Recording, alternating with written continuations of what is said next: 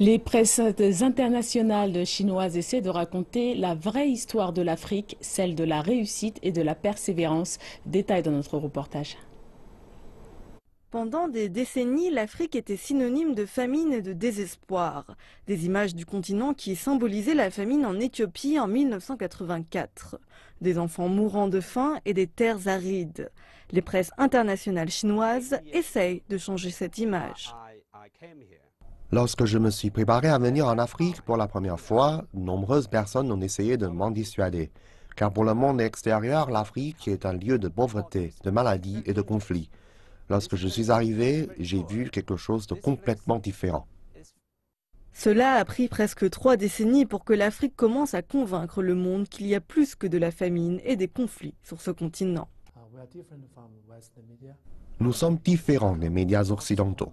Nous ne couvrons pas seulement la une de l'actualité comme les attentats terroristes, par exemple l'attentat de Westgate que nous avons couvert en approfondi.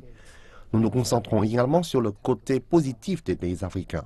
Par exemple, nous écrivons beaucoup sur les traditions culturelles des Africains, sur le peuple africain et également sur la relance de l'économie des pays africains. Ces 15 dernières années, nous pouvons dire que les pays africains se sont développés très rapidement. Et aujourd'hui, le continent africain possède la croissance économique la plus importante du monde. Tout a un différent côté. Lorsque nous couvrons les questions africaines, nous ne nous focalisons pas seulement sur le côté positif, mais également sur le côté négatif. Et ce qui est très important est de se concentrer. Quel est l'objet de cette concentration? L'Afrique est différente pour la presse occidentale.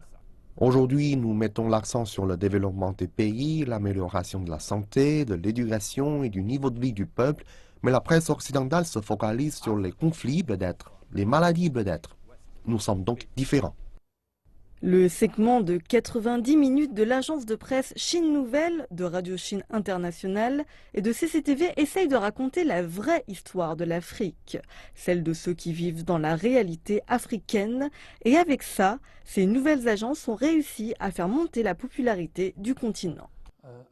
Je pense qu'il est très important de répondre à nos clients en Chine et à nos clients des pays africains. Ils sont très positifs quant à nos reportages sur les pays africains et ils connaissent le bon côté, à notre côté de ce continent, à notre point de vue que celui de la presse occidentale. C'est la raison pour laquelle il y a davantage de touristes chinois, davantage d'hommes d'affaires dans ces zones pour investir et faire des affaires avec l'Afrique.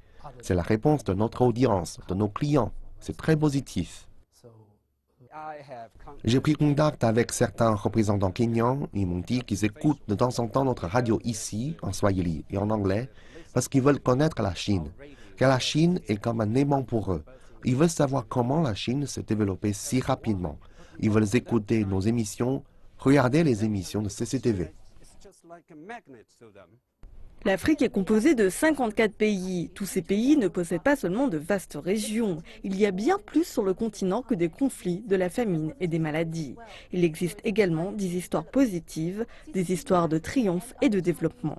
CCTV Afrique et d'autres presses internationales chinoises sont prêtes à raconter ces histoires positives au monde entier.